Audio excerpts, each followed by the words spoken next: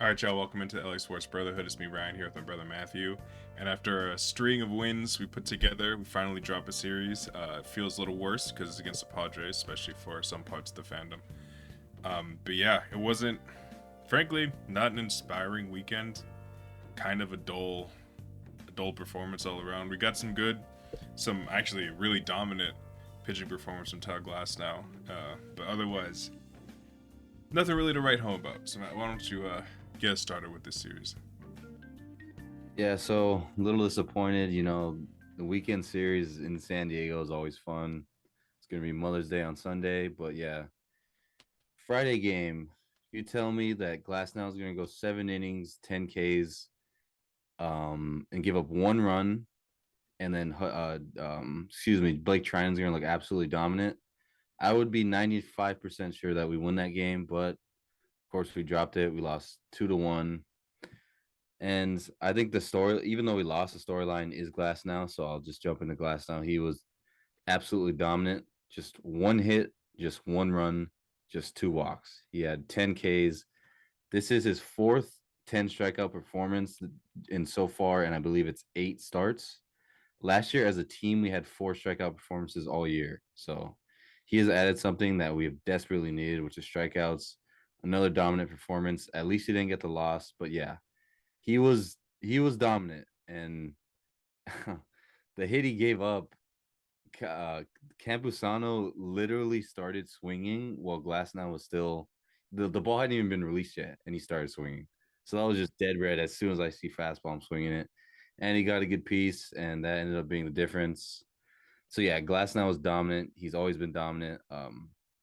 Trinan really, really moved me. He's looked nasty since he come back, and boy, do we are we gonna need him with the way the ILs lining up with the relief pitchers. But yeah, the offense sucked. That's the other takeaway. It was terrible. They got 1 run on a sac fly. It was absolutely awful.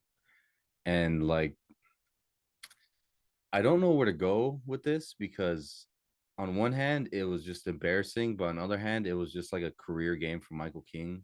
Like the movement on his pitches were like just they were moving so much more than they ever do when he pitches.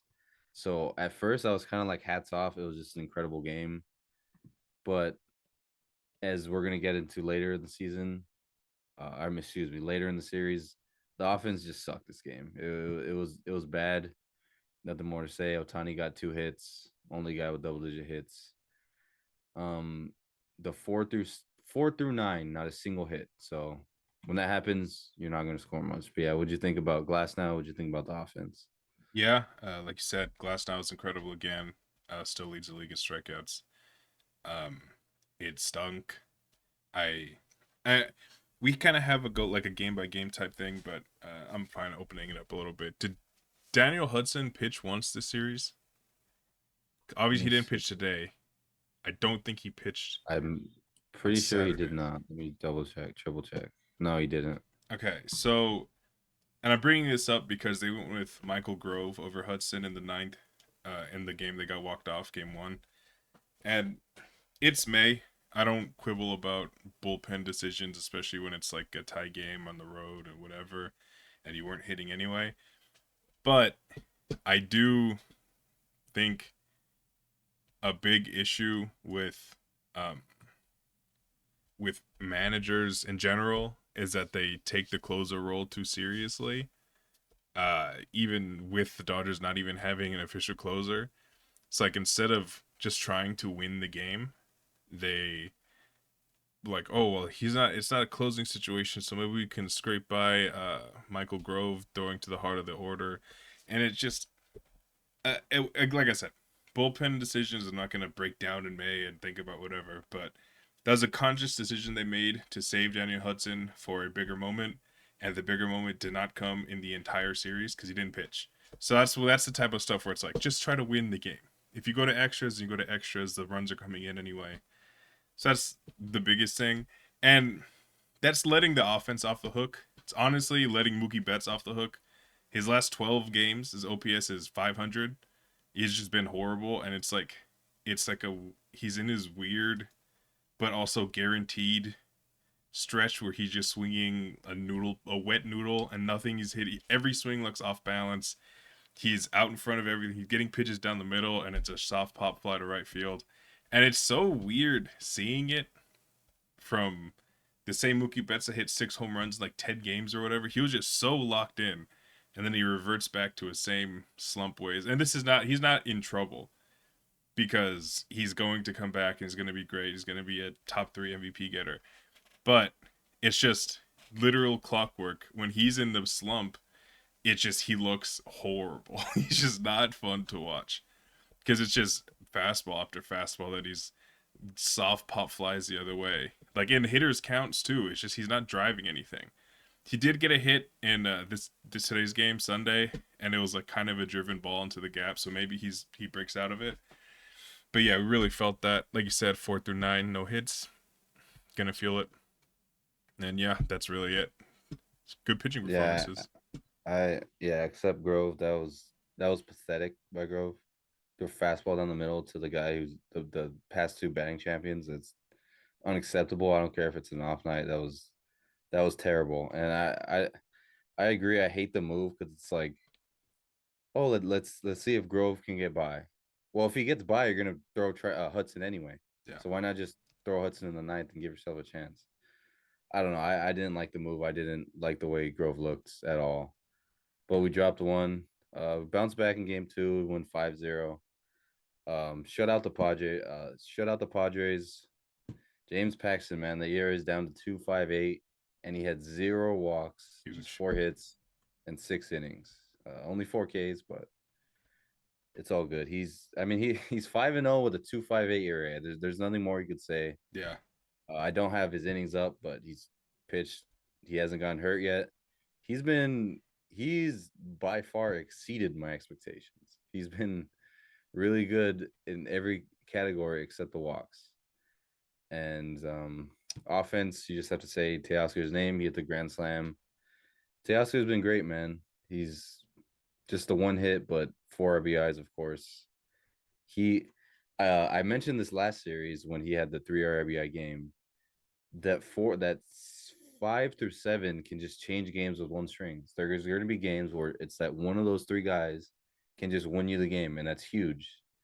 And it's like it's something that good teams don't have. Like there's a lot of good teams in MLB, but the good legit playoff teams where they're making the playoffs, there's a lot of those teams that just don't have this. This is like a super team level lineup. And it's disappointing when game 1 you score 1 run, in game 3 you get shut out. But we're focused on this game right now. The story is Paxton. The bullpen was good. Yeah, even Fireheisen didn't give up a run. But yeah, there's a good bounce back. What do you think about Paxton and just the game overall? Yeah. Super happy with Paxton. When he's living in the zone even a little bit more than we probably want him to be because he's only pumping 92. He's been effective. Like we mentioned in the last video with Stone, they're not he and Stone aren't strikeout guys. They're getting balls in play like soft contact, and they don't. The Dodgers have good infield defense. Max Muncy had like 10 different plays, like unironically, at least 5 legitimate web gem plays. I don't know if you throw back to the web gems on ESPN.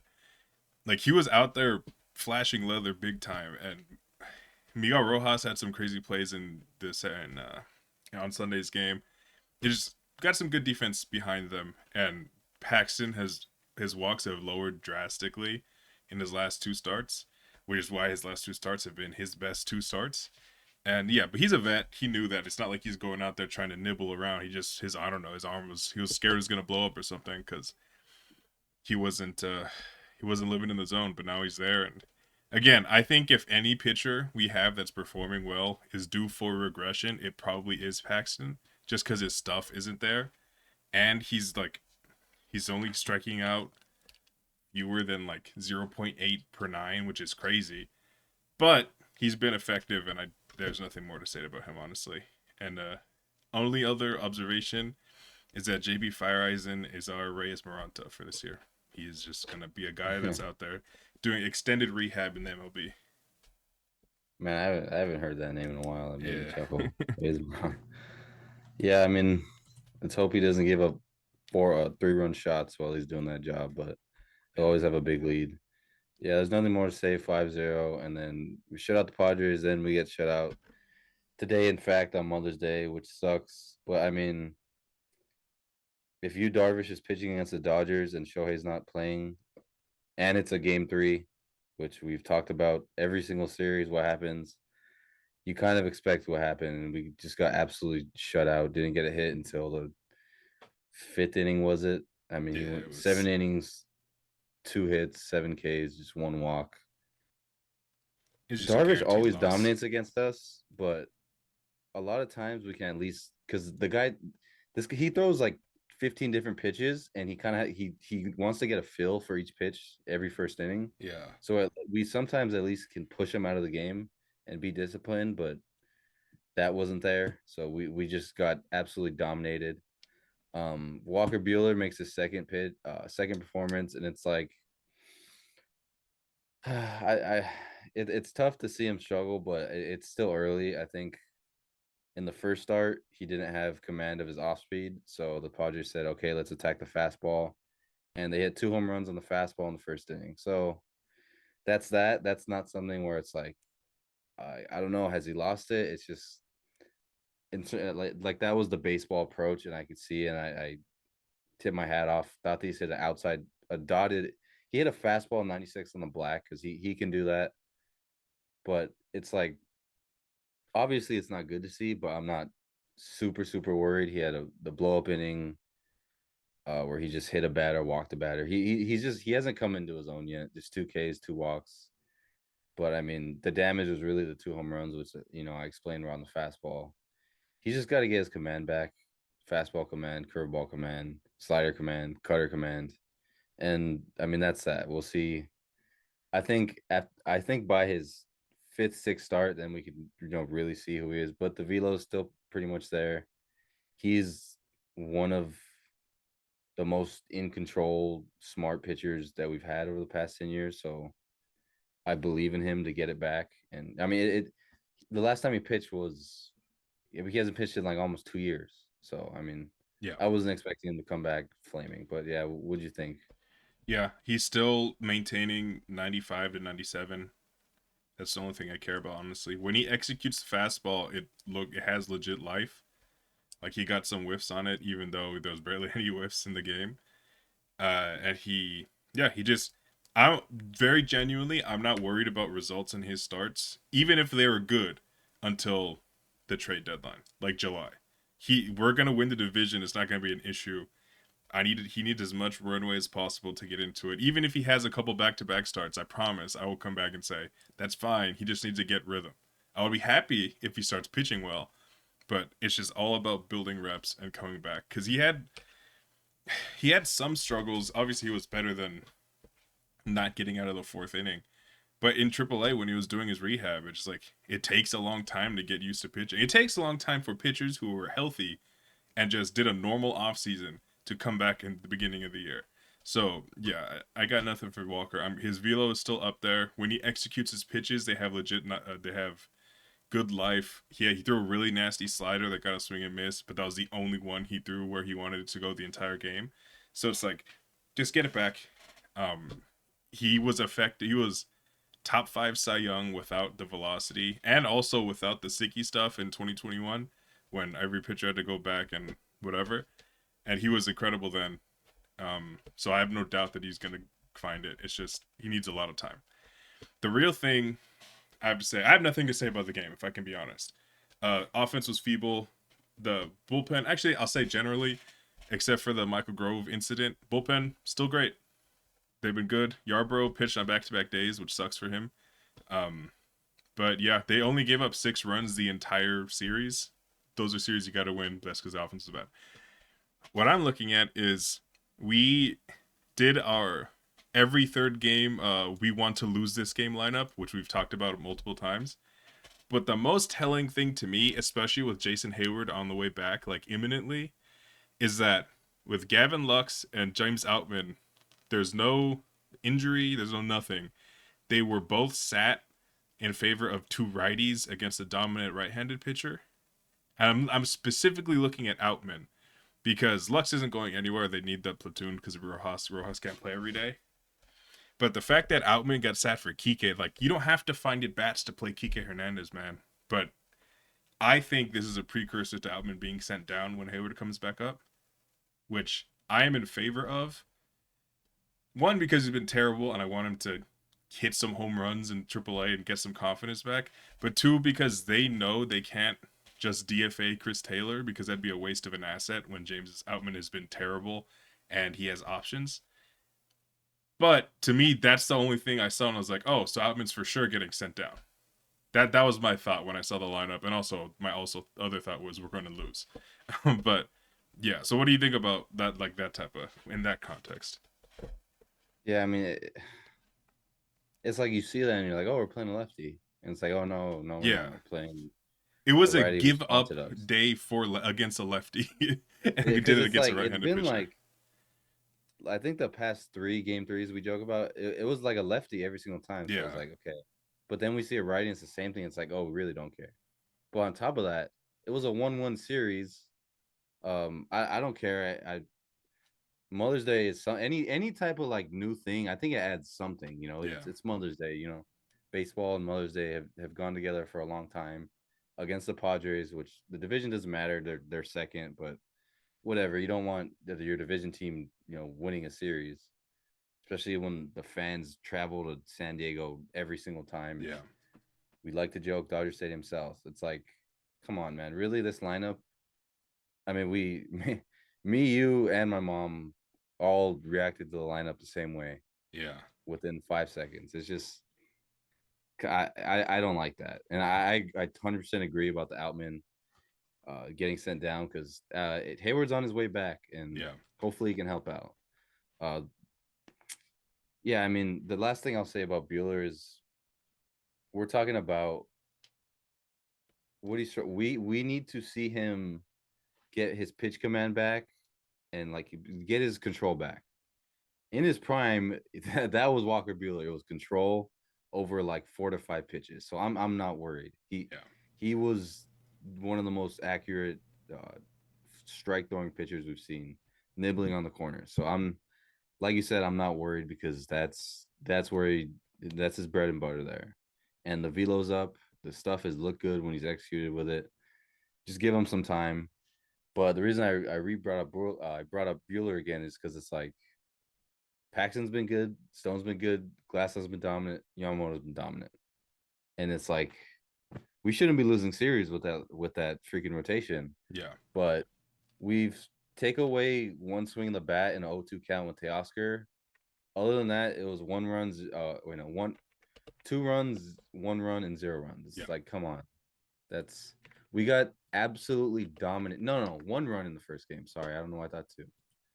So 2 runs in 3 games minus that one string, which could have very easily been a strikeout. It was the worst slider I've ever seen. yeah, That's not going to do it with the lineup we have. We got absolutely dominated by two right-handers, and our lineup's supposed to be better against right-handers. So that's the story of the series. The offense was horrific, yeah, absolutely horrific.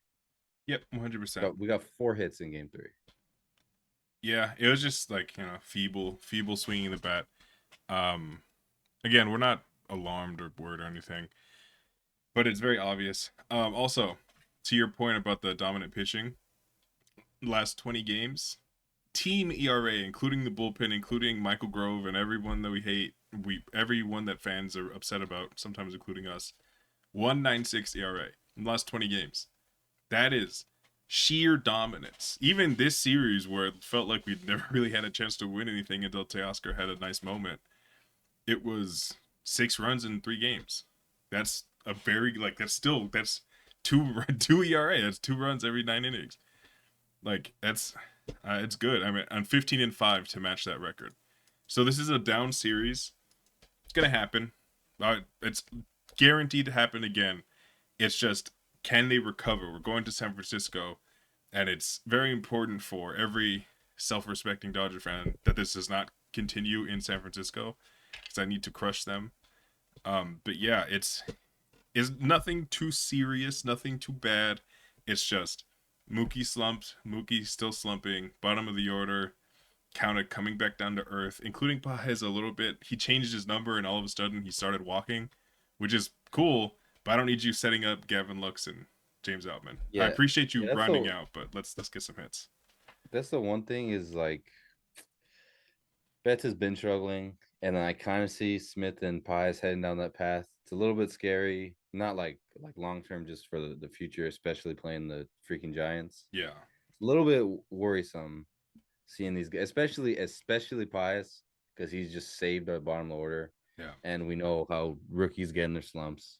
But I have faith in him. He's not gonna fall off the earth. It might just be a little slump, then he gets back up. yeah, But yeah, to add on to the complaint you made earlier, like Hudson didn't pitch, and that's not okay, especially considering Glasnow was on the mound for you, the ace, the Cy Young candidate. That's a game you have to win. If your ace is going, you have to win, and it's a tie game.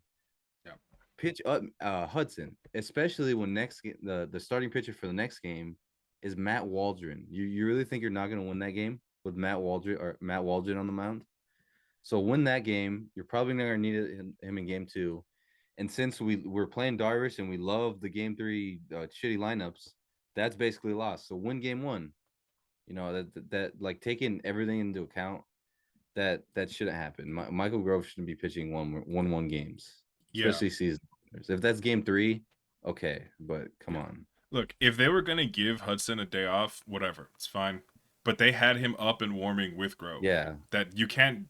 I think players call it dry humping when you have to get up and throw a full bullpen but not get in the game. You can't do that to him. He's old. because He's frail. He's gonna break. You can't just make him throw 30 warm up pitches and be like, oh, never mind. Grove got this one. It's tied. Just put him in the game, man. yeah, and it's funny because Davis said, or either Davis or he said like, okay, it'll be if we get a lead, it'll be Hudson. It stays tied Grove, and I was like, no, why? Like, Yeah, what's the point? Either way, it's a big situation. yeah, yeah. But again, that's nitpicking that I'm sure will definitely not come back to bite us in the playoffs when we're still talking about the same thing. But yeah, so other than that, disappointing series, but we have a chance to make it right against the true rivals of the team. We got three in San Francisco. We'll be back after that series. But for now, thanks for watching. Go Dodgers.